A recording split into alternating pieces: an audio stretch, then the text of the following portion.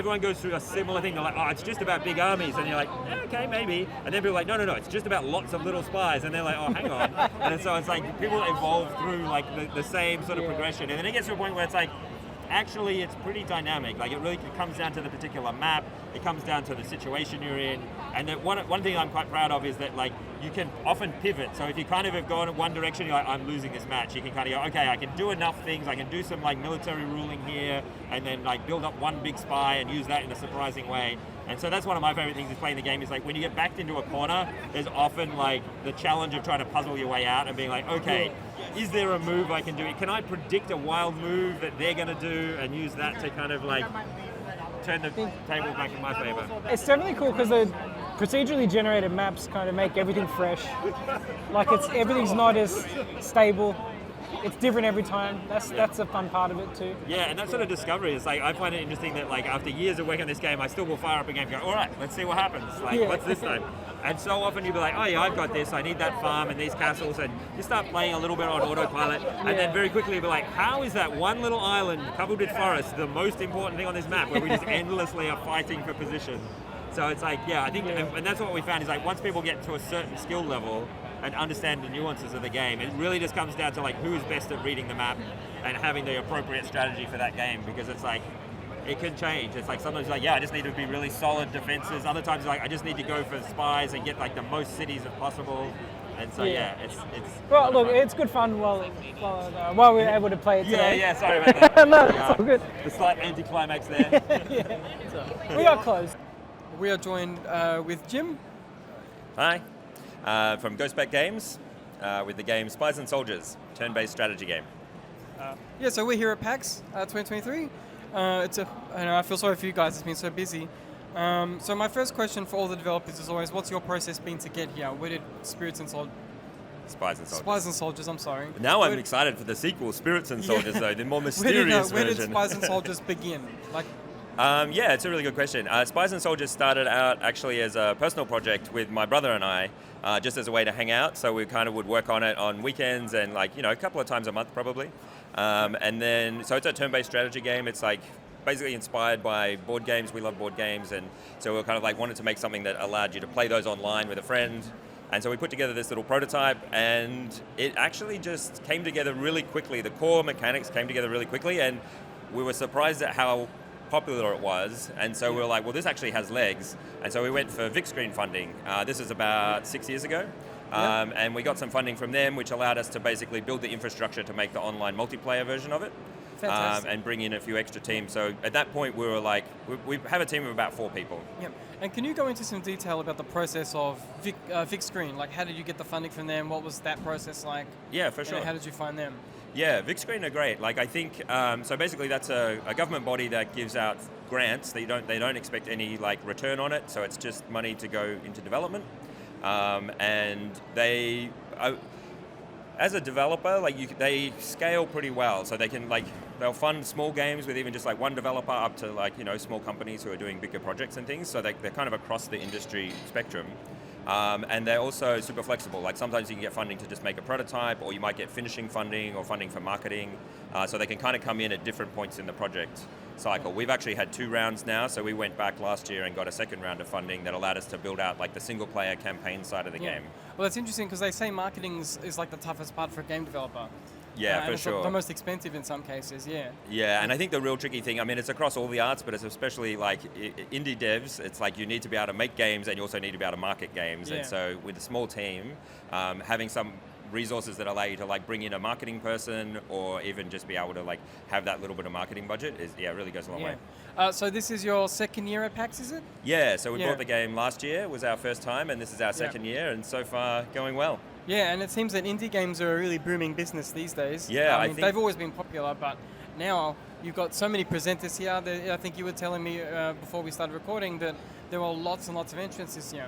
Yeah, I think from talking to people at PAX, they were saying that there was more people applying than ever before in the Indie Rising section. I think they actually expanded it. I might want to check that, but I think they expanded the Indie Rising section this year to be even bigger. And that was the thing that we were really just like surprised and delighted to find last year was that like so many people just turn up and are just like they just want to see the indie games. They're super like engaged and interested. You don't have to really like grab people's attention. They're like, no, I want to see this cool indie game and see what it's about. Do you think that's because of the democratization of game development software? Or is it just that people want to be more creative because now, we're so online these days, everyone can look at videos online and programming has never been more accessible? Yeah, I think it's probably a lot of different factors. I think that one is that the technology is certainly there. There are a lot of engines and things, but it's also like, it's easier to learn stuff than ever was before, so you can go and look at tutorials and kind of get and support, like you can talk to other devs and kind of get those connections. So even if you're like a small team or a solo dev, like it's much easier to find information and answers where normally that would be contained within a company culture kind of thing. Or like, a university. Or a university. So, and I think also audiences though, like I think people have kind of, we got to a point with games where people were just like, they just wanted to see a bigger, shinier, more realistic whatever, and now we're kind of like, well that is as, we've kind of seen that, and now people are like, wait, I actually really like retro pixel games, or I really like, turn-based strategy games, or a game that's just about a cat, and it's like, there's a lot more, I think there's always been a lot more diverse interest there, but because it was a lot harder to make a game, people didn't take these risks and make a lot more strange, weird things. There's a lot more little weird games now than there's ever been. Oh yeah, and I should say, for any listeners, that it's not just video games. The tabletop is booming as well. All kinds of people taking up, bold leaps into traditional tabletop, card games, all kinds of interesting interactive activities. Yeah, it's fascinating to see. It's really heartwarming to see how big the tabletop section is here, and I think that's been growing as well. Our game is very much inspired by board games, so like we have a definite affinity for that end of things, and it's really cool. Like, and I think that's what is really interesting down there is like the variety, and they have like a prototype section where people can bring like games and get them playtested and things. We actually really cool. A gentleman approached our table when we were relaxing yesterday. And he had a collab as well, and he was talking to us about his process. Yeah. And he's like shipped one game already, and he's going to be testing his game with other developers today, I believe. Yeah. It's really interesting to see so many creative people and express how they come to the decisions. I should say, get to their decisions, on their journey. Yeah, and I think the PAX really is a good opportunity for board game industry, especially in Australia, is like we're a little bit isolated here. So like in the US, there's a lot more opportunities for conventions and things to get, because you need people in person. Yeah. So I think PAX is like one of the really good opportunities in Australia, especially in Melbourne, to be able to get a physical prototype. Well, we're very lucky to be in Australia, because I've read that we're the hub of game development for the Southern Hemisphere. Yeah. Like not just Asia, like, the bottom half. Melbourne's the place to be. Yeah, there is a lot of people are often surprised at how many of games that they're like, oh, I love this new game, and it's like, Untitled Goose Game. I'm like, oh yeah, that was made in Melbourne. And they're like, yeah, this Cult of the Lamb game is really great. I'm like, yeah, it's another Melbourne game. It's like we definitely have a high output here in Melbourne. Right. And I would say, like, just to shout out VicScreen again, like I think that in part is because we've had such good support, and that the VicScreen organizers have like such a good understanding of what game development process is, so devs aren't trying to fit into like their structure and trying to make a game the way that organization needs you to do it. They very much understand how you go about making a game and what that road's going to be like, and they just want to know how the funds were spent and how that path has been, and like how best to move it forward. I imagine it would be a nightmare if it was a more traditional financing situation where you have people breathing down your neck. Your 12 months are up, hurry up. Yeah, exactly. And like, or that you have, like, the thing with games is like often you go, well, here's the theory, like this is what we think we're going to make, and then you start making it. Like, well, a lot of it is iteration and changing things, or like you go, well, this turns out to be the fun part.